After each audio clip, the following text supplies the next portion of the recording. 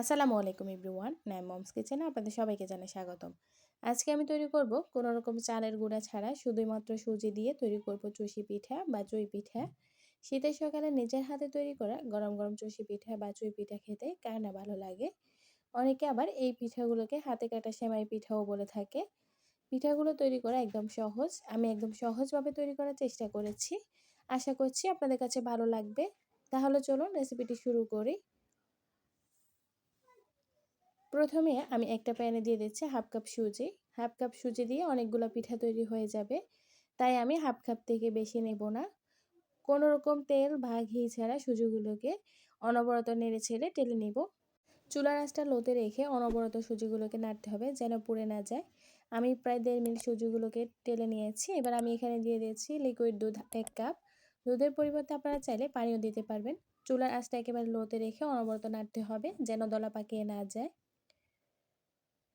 যখন এরকম ঘন হয়ে আসবে তখন আমি অফ ক্যামেরা এখানে কিছুটা লবণ দিয়ে দিয়েছি।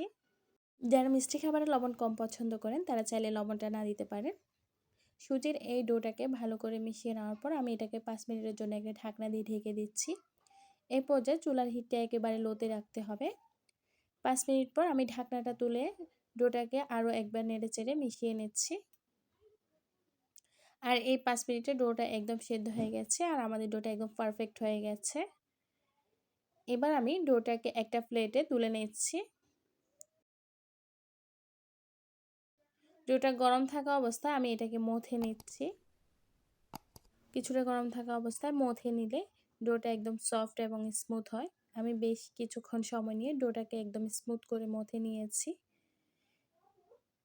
ডোটা এই পর্যায়ে একেবারে সফট হয়ে গেছে। এবার আমি এখান থেকে কিছুটা লেচি কেটে নিচ্ছি।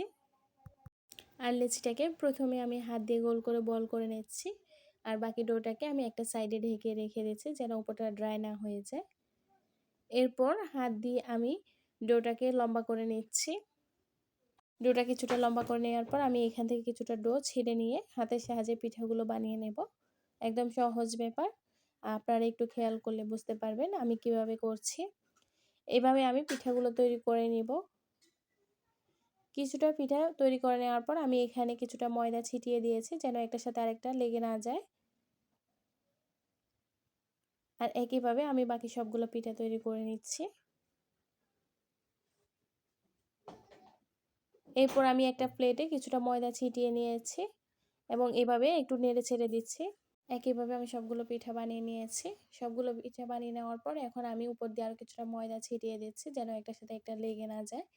এরপর আমি আবারও পিঠাগুলোকে একটু নেড়ে চেড়ে মিশিয়ে নিচ্ছি ময়দার সাথে। আর এরই মাঝে আমি রান্নার প্রসেসিংটা শুরু করে দিচ্ছি।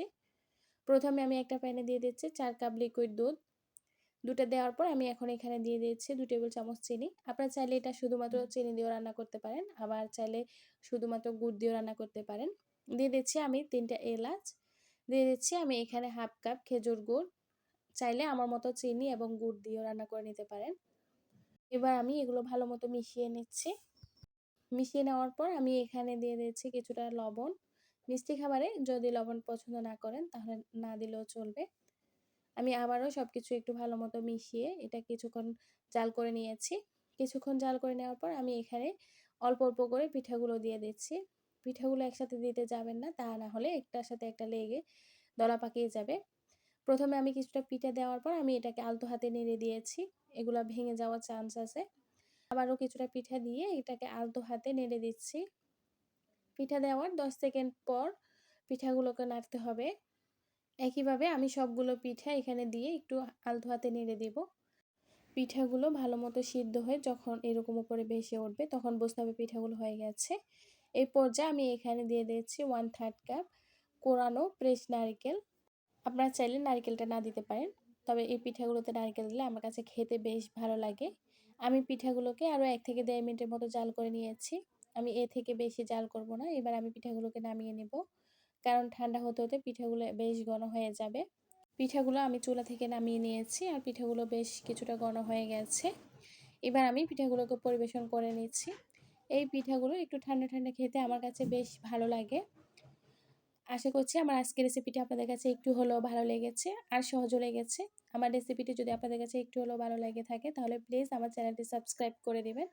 আর আপনি যদি ফেসবুক পেজ থেকে ভিডিওটি দেখে থাকেন তাহলে আমার ফেসবুক পেজটি ফলো দিয়ে রাখবেন। বিদায় নিচ্ছি আজকের মতো। ভালো থাকবেন সবাই। আসসালামু আলাইকুম।